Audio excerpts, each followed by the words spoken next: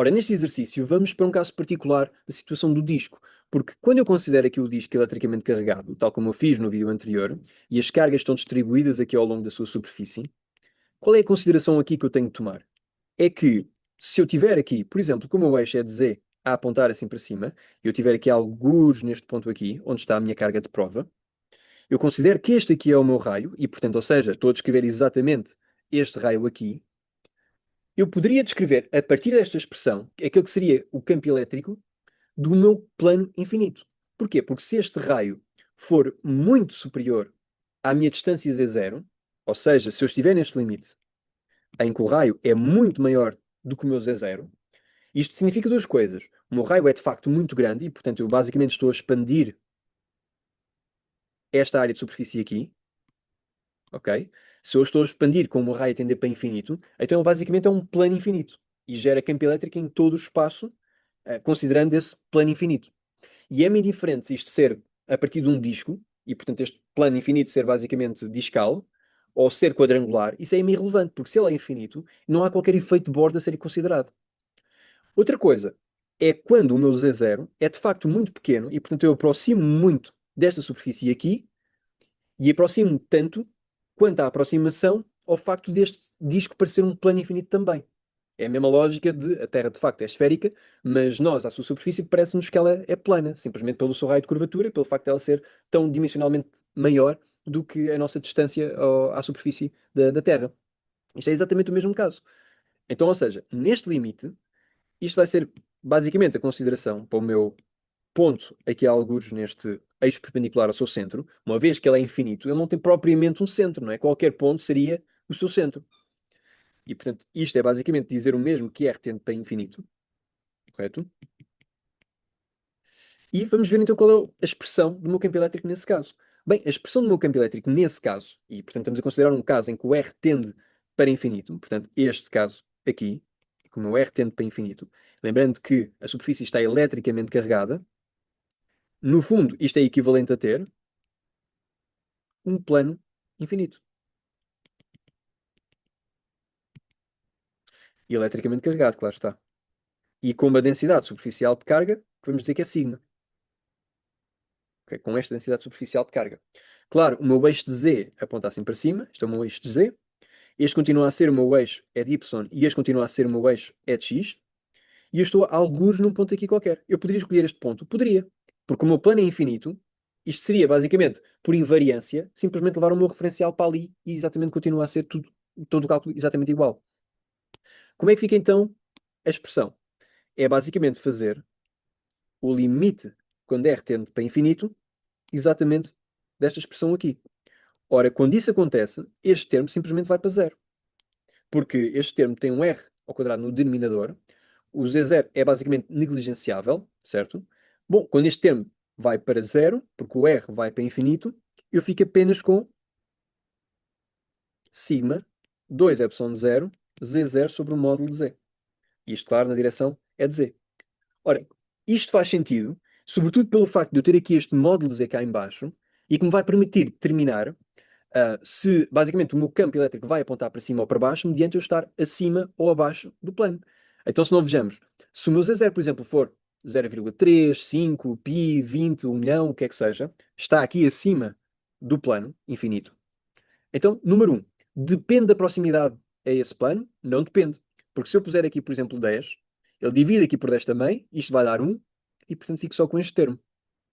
Se eu puser aqui 20, fica aqui 20 também, isto vai dar 1, e portanto fica só aqui este termo também. Ora, isto faz sentido porque é um plano infinito, não é? E como não tem efeito de bordo, eu tenho sempre a contribuição cumulativa de cargas que vão até ao infinito nesse plano.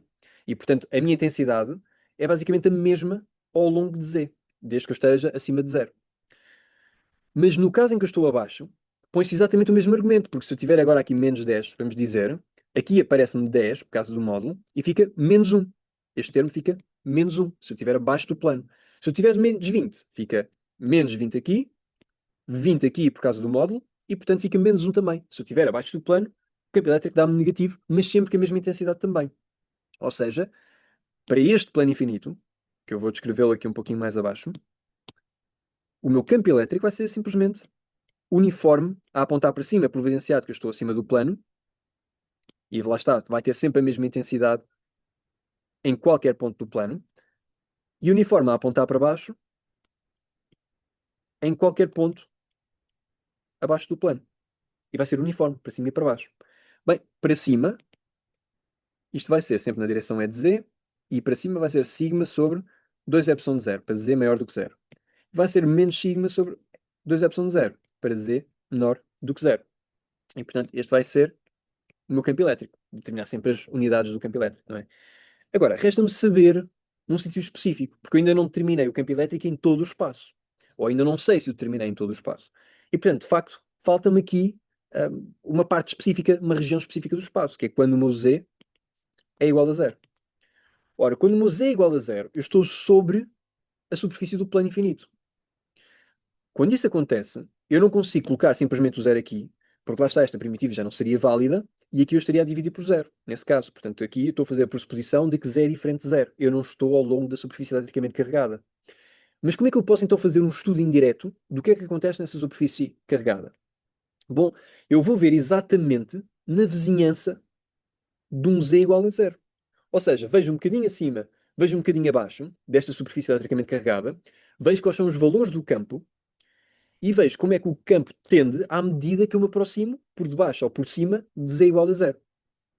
Ou seja, isto seria dizer então, num esquema, eu tenho aqui o meu plano eletricamente carregado, tenho aqui as várias cargas, ok? Tenho aqui o meu E de Z, a direção pela qual eu estou a tentar perceber a continuidade deste campo elétrico, e eu sei que existe campo uniforme a apontar assim para cima, já sei qual é a expressão desse campo, é esta aqui, e tenho o campo uniforme a apontar para baixo, abaixo do plano, e eu já sei qual é que é a expressão também, é esta aqui. Ora, isto aqui é o meu z igual a zero, e portanto, aqui vai ser o meu campo num qualquer x e y, mas para um z um pouquinho acima de zero, um bocadinho acima do plano, nessa vizinhança.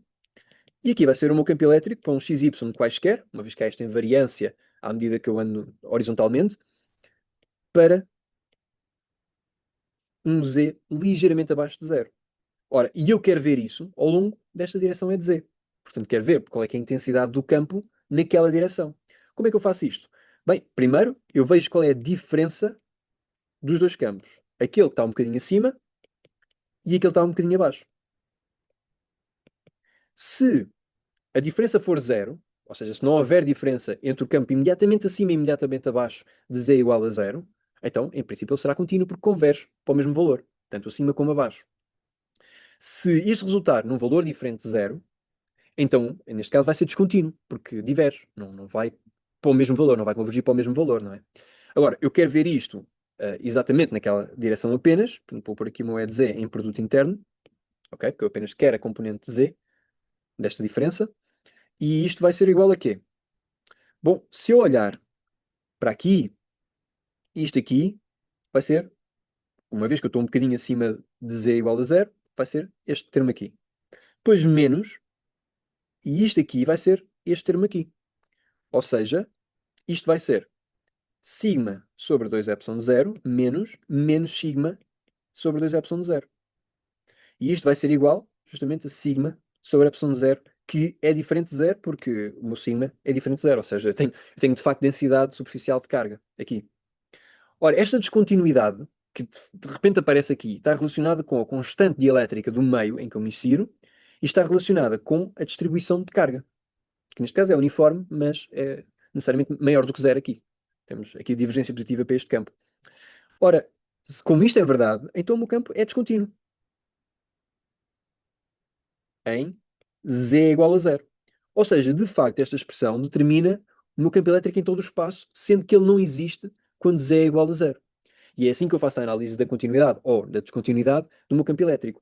Se este termo fosse zero de facto, então eu teria simplesmente a convergência, tanto acima como abaixo desse plano, para o valor de campo elétrico naquele ponto. E, portanto, poderia estender por continuidade o valor ali. E, portanto, o meu campo elétrico seria contínuo nesse caso. Aqui não é o que nós verificamos. Então, nós já descobrimos qual é que é, basicamente, a expressão para o campo elétrico produzido por um plano infinito a partir do disco, porque fizemos esse raio tender para infinito e, portanto, o efeito de Borda acaba por desaparecer e tem aquele que é o campo elétrico produzido por um plano eletricamente carregado e infinito.